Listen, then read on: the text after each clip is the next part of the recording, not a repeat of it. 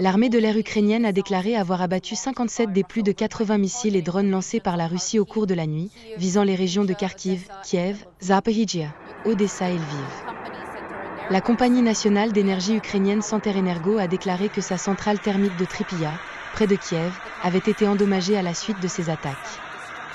La société a déclaré que les frappes ont entraîné une destruction à 100% de sa capacité de production d'électricité.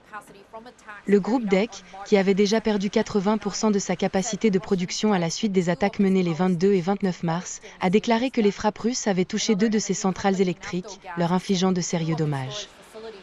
Une autre compagnie d'énergie, Naftogaz, a déclaré que 2 de ses installations de stockage de gaz naturel, dont certaines appartiennent à des sociétés étrangères, ont également été touchées.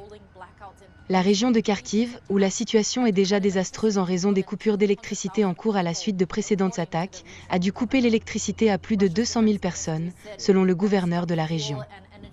Le ministère russe de la Défense a déclaré avoir frappé des installations de carburant et d'énergie en Ukraine, les décrivant comme des représailles aux récentes attaques de drones menées par Kiev contre ces installations pétrolières.